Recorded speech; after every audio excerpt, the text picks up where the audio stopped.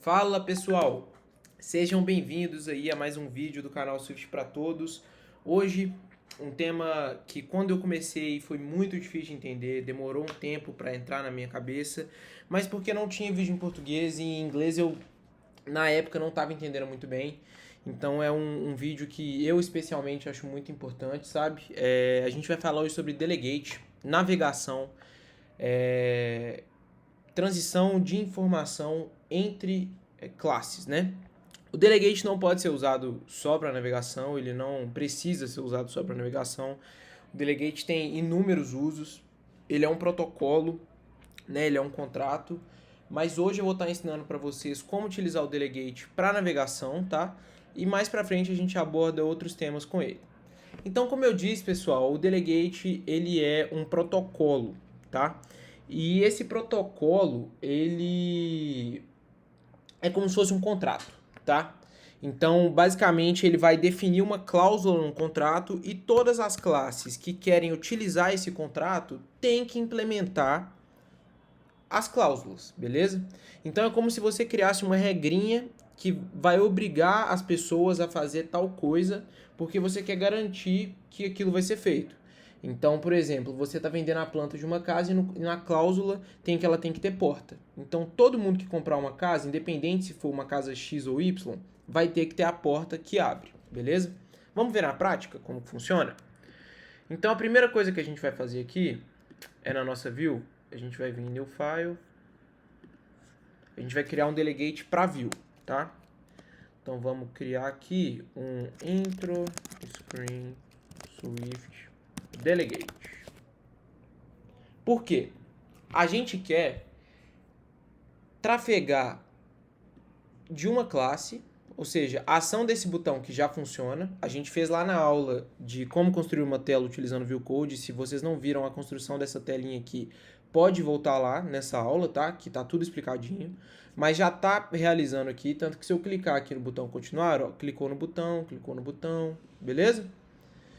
E aí, pessoal, o que a gente quer? A gente quer que quando clique nesse botão a gente dispare uma chamada para a nossa view controller para ela chamar a próxima view controller.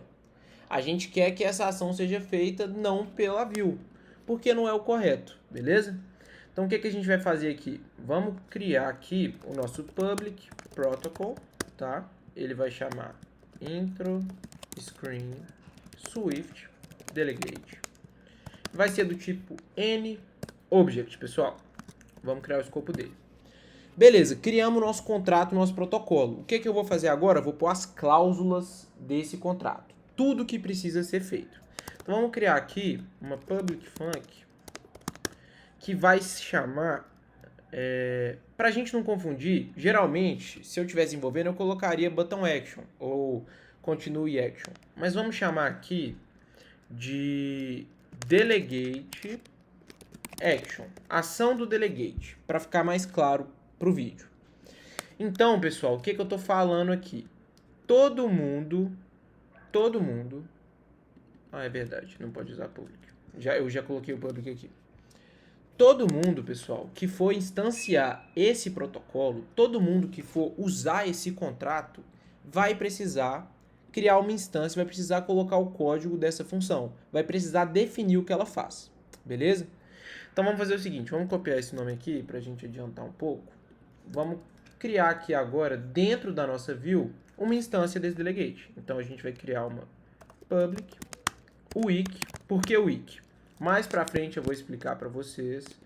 Mas existe o garbage collector do Swift, o que cuida da memória. Aqui a gente, graças a Deus, não está codando em C e C++, tem que ficar cuidando da memória todo o tempo.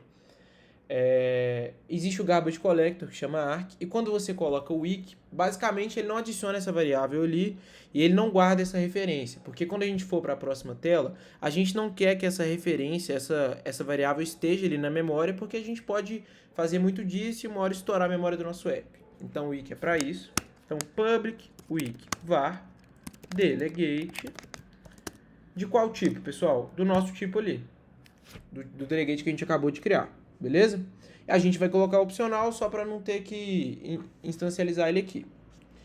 E agora, o que a gente vai fazer, pessoal? Ao invés dessa função, ó, clicou no botão, button continue variável add target. Clicou no botão, vai disparar button action. E o que o button action faz? Por enquanto é só um print. O que a gente quer que ele faça agora? A gente quer que ele chame o nosso delegate e que ele chame a delegate action. Poderia ser qualquer coisa. É o nome da nossa função, beleza? E agora? Vamos rodar? Vamos rodar para ver o que vai acontecer?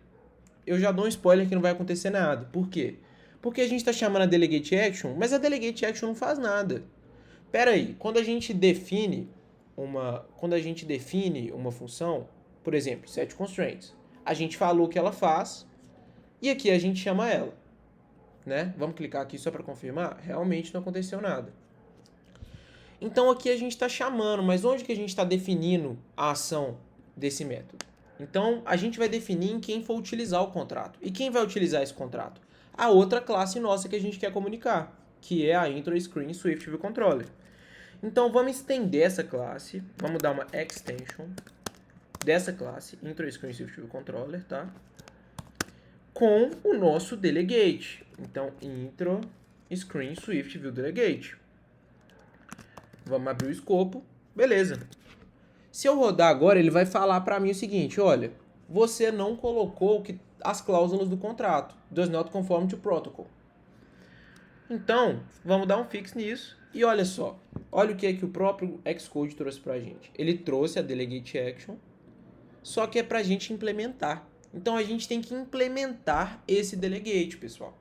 Então aqui a gente vai falar o que esse código vai fazer. Então vamos falar para ele chamar uma outra view controller. Self.navigation controller .push view controller.